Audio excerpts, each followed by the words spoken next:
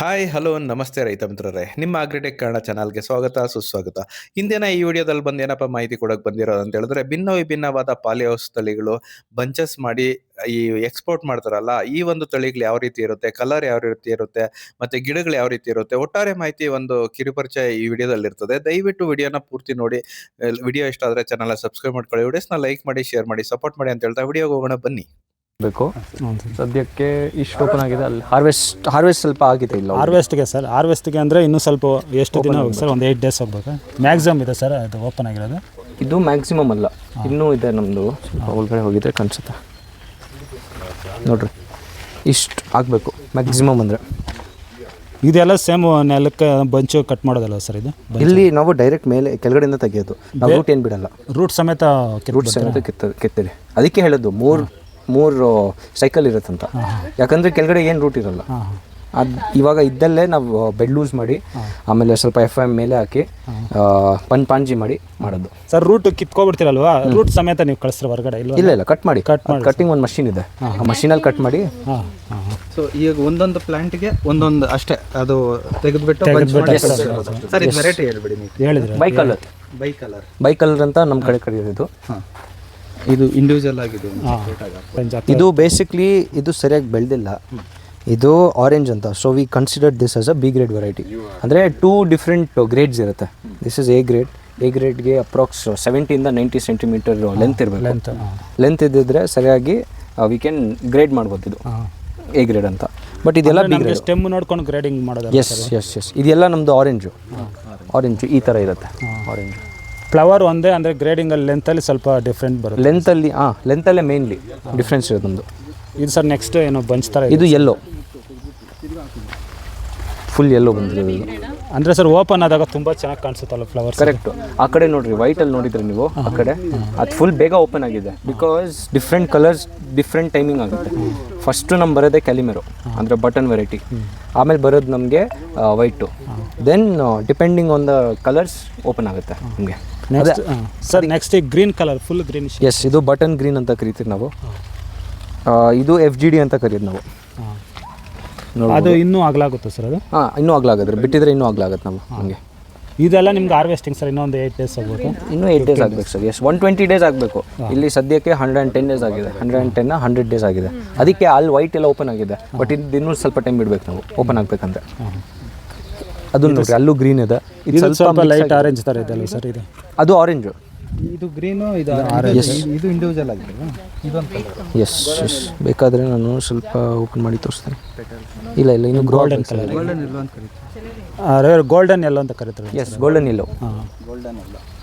ಇದು ಗ್ರೀನು. ಇದು ಇಷ್ಟು ಗ್ರೀನ್ ಇದೆ. ಆ್ಯಕ್ಚುಲಿ ಈ ವೆರೈಟಿಗೆ you have to water control ಮಾಡಬೇಕು. ಸರಿಯಾಗಿ ವಾಟರ್ ಕಂಟ್ರೋಲ್ ಮಾಡಿಲ್ಲ ಅಂದರೆ ನಿಮಗೆ ಇಲ್ಲಿ ಮಾರ್ಟಾಲಿಟಿ ಶುರು ಆಗುತ್ತೆ. ಮಾರ್ಟಾಲಿಟಿ ಅಂದರೆ ಸತ್ತೋಗೋಕ್ಕೆ ಶುರು ಆಗುತ್ತೆ ಫ್ರೆಂಡ್ಸ್. ಇಲ್ಲ ಡಿಸೀಸ್ ಅಲ್ಲ, ಅದು ಕಾಲರ್ ರಾಟಿಂಗ್ ಅಂತ ಕರೀತಾರೆ. ಎಸ್ ಬಟ್ ಸರಿಯಾಗಿ ಮೇಂಟೈನ್ ಮಾಡಿಲ್ಲ ಅಂದರೆ, ಎಸ್ಪೆಷಲಿ ವಾಟರಲ್ಲಿ.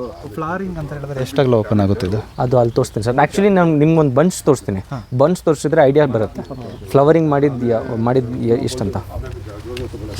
ಇನ್ನೊಂದು ಕಲರ್ ಇದು ನಮ್ಮದು ರೆಡ್ ಕಲರ್ ಅಂತ ಕರಿತಿರೋದು. ಸ್ವಲ್ಪ ಮಿಕ್ಸ್ ಆಗಿದೆ. ಆ್ಯಕ್ಚುಲಿ ನಮ್ಮ ಮದರ್ ಪ್ಲ್ಯಾಂಟಲ್ಲಿ ಏನಾದರೂ ಕಟ್ಟಿಂಗ್ಸ್ ಮಿಕ್ಸ್ ಆಗಿದ್ರೆ ಈ ಥರ ಆಗುತ್ತೆ.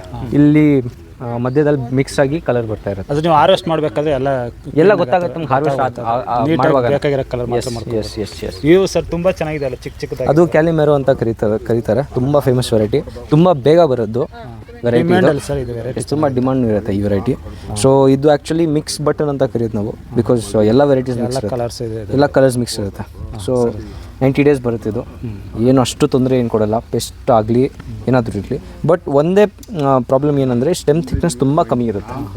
ಸ್ಟೆಮ್ ಥಿಕ್ನೆಸ್ಗೆ ಇದು ಒಂದು 20 ಕಡ್ಡಿ ಆಗಬೇಕು ನಾವು. ಬಂಚಿಗೆ ತುಂಬ ಕಡ್ಡಿ ಆಗಬೇಕು. ಬಟ್ ಅವಾಗ ಗುಡ್ ಕ್ವಾಲಿಟಿ ಬರುತ್ತೆ ನಿಮಗೆ. 90 ಡೇಸ್ ಬರುತ್ತೆ ಕರೆಕ್ಟಾಗಿ. 90 ಡೇಸ್ಗೆ 95 ಡೇಸ್ಗೆ ಹಾರ್ವೆಸ್ಟ್. ನಾನು ನೋಡ್ತಾ ಇರೋದ್ರಲ್ಲಿ ಸರ್ ಬೇಗನೆ ಹಾರ್ವೆಸ್ಟ್ ಬಂದಿರೋದು ಈ ವೆರೈಟಿ. ಅದಕ್ಕೆ ಖಾಲಿ ಆಗಿದೆ, ಹಾರ್ವೆಸ್ಟ್ನೂ ಆಗಿದೆ ನೋಡಿರಿ. ಇನ್ನು ಯಾವುದೂ ಬಂದಿಲ್ಲ, ಆಲ್ಮೋಸ್ಟ್ ಎಲ್ಲನೂ ಇನ್ನೂ ವೇಯ್ಟಿಂಗಲ್ಲಿದೆ. ವೈಟ್ನೂ ಬಂದಿದೆ ನೋಡಿರಿ ಸರ್.